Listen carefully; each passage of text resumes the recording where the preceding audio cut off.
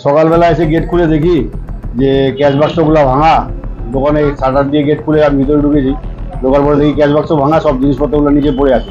Cash বক্সে টাকা পয়সা বা যা যা জিনিসপত্র ছিল সব ওরা কেউ চুরি করে নিয়ে গেছে, সব ডয়ের চারটা ভাঙা।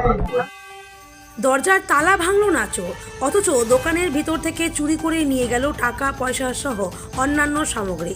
আজব এই ঘটনার সাক্ষী থাকলো রায়গঞ্জ শহর। শুক্রবার সকালে রায়গঞ্জ শহরের এসবিআই সংলগ্ন প্রধান রাস্তার ওপরে একটি লৌহ বিপণীর দোকান থেকে চুরির অভিযোগ ওঠে।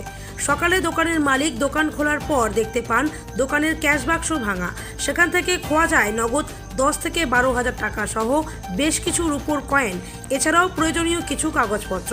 দোকানের ভেতর সিসিটিভি ক্যামেরা থাকলেও তা রাতে বন্ধ করা ছিল বলে জানান দোকান মালিক।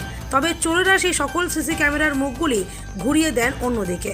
অভিযোগ দায়ের করা হয়েছে রায়গঞ্জ থানায়। একই হোলিতে মাতোয়ারা শহর, তার উপরে প্রধান রাস্তার ওপরে এ ধরনের চুরি নিরাপত্তা নিয়েও প্রশ্ন তুলছে।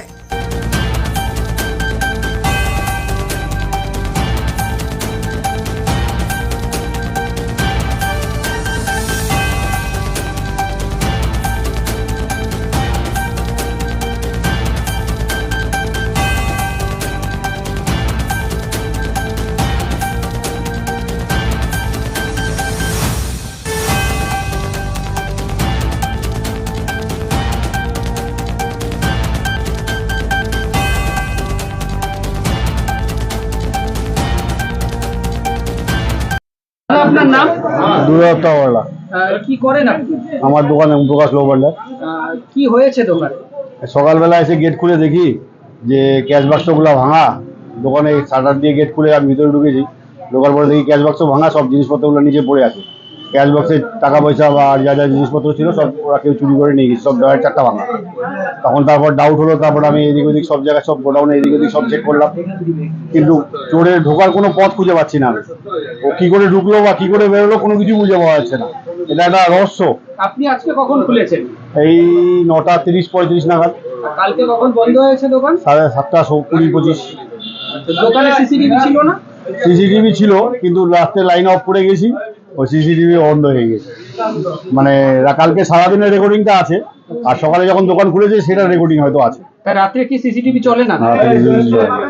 দেখা গেল সিসিটিভি গুলো ঘোরানো আছে। হ্যাঁ, সব মানে এখন ওরা সকালবেলা যখন ঢুকেছে বা যখন রাত্রে ঢুকেছে, ওরা সিসিটিভি ক্যামেরাগুলো সব ঘুরিয়ে দিয়েছে।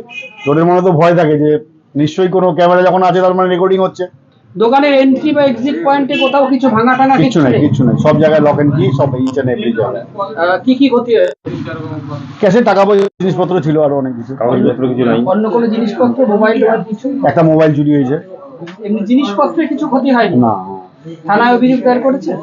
থানা থেকে লোক এসেছিল, বলা হয়েছে ওদেরকে, তারপর ওরা কি করলো না করলো জানি না। কি মনে হচ্ছে এরকম শহরের মাঝখানে মেইন রোডের উপরে? জানি না, আজকাল চুরি চামারি ঘটনা দিনের পর দিন বেড়ে যাচ্ছে রায়গঞ্জ টাউনের মধ্যে।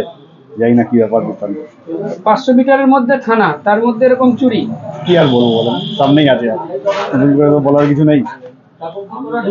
কি কত টাকার কিরকম ক্ষতি হয়েছে? ক্যাশ বাক্সে 10-15 হাজার টাকার মতো ছিল, আর 50-60টা সিলভার কয়েন ছিল, যেটা আমরা প্রতি বছর গণেশ পূজা করি, ওটা রাখা ছিল। আর মানে 20 বছর 30 বছর 35 বছর আগেকার দোকান, সেই হিসাবে সেই কয়েনগুলো প্রতি বছর পূজা করি আমরা ক্যাশ বাক্সে রেখে দিই। ওটাই রাখা ছিল, ওটা সব মানে ওর একটা পূজার জিনিসপত্রের মধ্যে প্যাক করে রাখা ছিল, ওটা খুলে সব জিনিসপত্র বার করে নিয়ে গেছে। আর ক্যাশ বাক্সে 10-15 হাজার টাকা ছিল সেটা নিয়ে গেছে।